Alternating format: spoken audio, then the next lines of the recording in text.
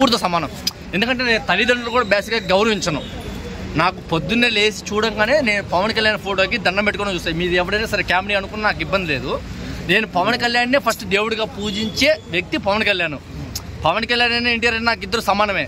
కానీ ఎన్టీఆర్ గురించి మాట్లాడాడు ఎవడు? కొండమగలాడు. టీడీపీ ఎమ్మెల్యే అదే నాకు తెలుసు, టీడీపీ ఎమ్మెల్యే అని తెలుసు. కానీ కొండమగలాడు వాడెవడో మాట్లాడిన దాని గురించి ఎన్టీఆర్ గురించి ప్రశ్న చేయడం చాలా తప్పు.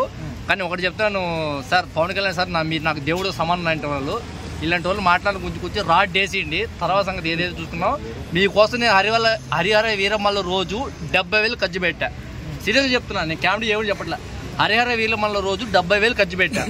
పవన్ కళ్యాణ్ అంటే నాకు నా తల్లిదండ్రుల కంటే ఎక్కువ. అంటే మీరు అనుకోవచ్చు తల్లిదండ్రులు కనిపించిన వాళ్ళు కదా, ఇదేంటి పవన్ కళ్యాణ్ మీద అభిమానం చూస్తాం అనుకుంటారేమో. నాకు పవన్ కళ్యాణ్ అంటే పిచ్చ ఫ్యాను. పవన్ కళ్యాణ్ జోలికి ఎవడైనా వస్తే మాత్రం తల్లకాయలు పుచ్చకాయలు పగిలినట్టు పగిలిపోతాయి. ఇది మాత్రం క్లారిటీ తీసుకొని. ఇప్పుడు పవన్ కళ్యాణ్ గారు సినిమా ఇండస్ట్రీకి చెందిన వాళ్ళే.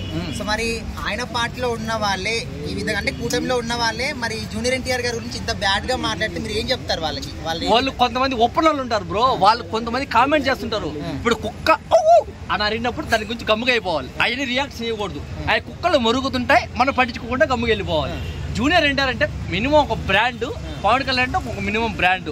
పవన్ కళ్యాణ్ జోలికి ఎన్టీఆర్ జోలికి ఎవడైనా వచ్చాడా మధ్య ప్రామిస్ చెప్తున్నా, పుచ్చకాయలు పగిలినట్టు కింద నుంచి పైదాకా మొత్తం పగిలిపోద్ది. మీ ఫ్యాన్స్ తరఫున ఏం చెప్తారు ఎన్టీఆర్ గారి గురించి ఆ విధంగా మాట్లాడిన ఆయనకి?